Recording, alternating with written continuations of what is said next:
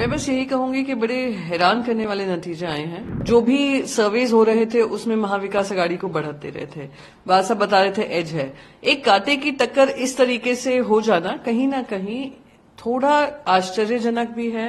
और उसके बाद ये इस तरीके के आउटकम आना, आई वुड से हमें कुछ टाइम लगेगा for it to sync in. It's quite unacceptable कि इतना हमने आक्रोश देखकर भी वोट में कन्वर्ट नहीं हुआ। इस तरीके के नतीजे आए हैं। एक प्रश्न चिन्ह उठाता है कि क्या ये सही मायने में फ्री एंड फेयर इलेक्शन था। ये लेवल प्लेइंग फील्ड महाराष्ट्र में बिगाड़ा गया।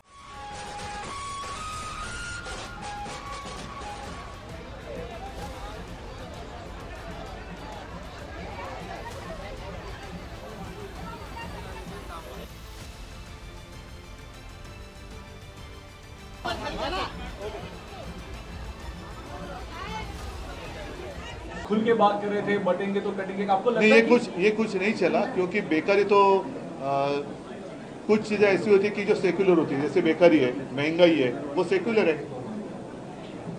सभी को महंगाई की मार पड़ रही है, सभी को जो बेरोजगारी है वो सता रही है। तो ऐसे कुछ नहीं।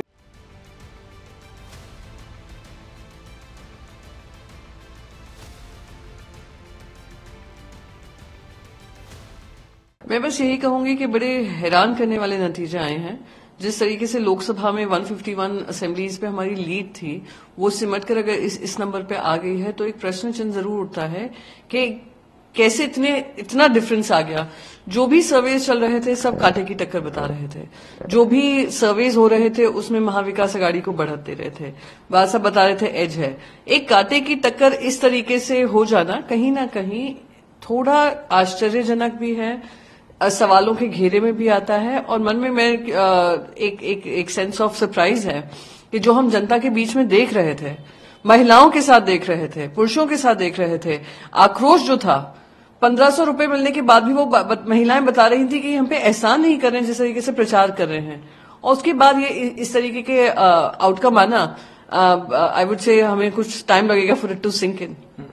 आप ही के पार्टी के नेता संजय राउत का बयान आया कि ये जनता का मैंडेट नहीं है, ये जनता कुछ ना कुछ गड़बड़ हुई है। क्लियरली अगर आप जैसे बार बार मन में एक शंका होती है कि जो पहली बार नहीं उठ रहा है, बार बार उठता जा रहा है कि क्या ईवीएम पे भी व्यापक चर्चा होनी चाहिए, स्टेक होल्डर से बात करनी चाहिए। इलेक्शन कमीशन उसको सीधे सीधे खारिज कर देता है rather than winning over the confidence of the people. कितनी महाराष्ट्र में कितनी जगहों पर मैं गई थी जहां पे वहां पे लोग आकर हमसे कहते थे वोट तो हम आपको देंगे ही, पर आप ईवीएम पर ध्यान दीजिएगा। सबने हमसे यही आकर कहते थे। तो ये क्योंकि इतना चेंज आया है फ्रॉम लोकसभा टू महाराष्ट्र का ये विधानसभा चुनाव, हैरान करने वाला है। और इस पे मैं मानती हूं कि even for me mentally it's quite unacceptable कि इतना हमने आक्रोश देखकर भी वोट में कन्वर्ट नहीं हुआ। इस तरीके के नतीजे आए हैं। एक प्रश्न चिन्ह उठाता है कि क्या ये सही मायने में फ्री एंड फेयर इलेक्शन था।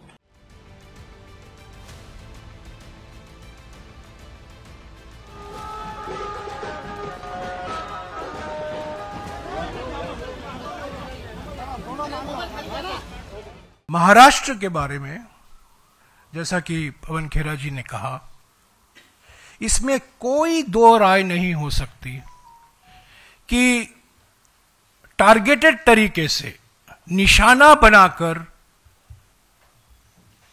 ये लेवल प्लेइंग फील्ड जो होता है, जो बार बार चुनाव आयोग इस शब्द का इस्तेमाल करता है, इसीलिए हम उसी शब्द का इस्तेमाल कर रहे हैं, level playing field. Level playing field को बिगाड़ा गया है जानबूझकर, निशाना बनाकर, टारगेटेड तरीके से। ये लेवल प्लेइंग फील्ड महाराष्ट्र में बिगाड़ा गया।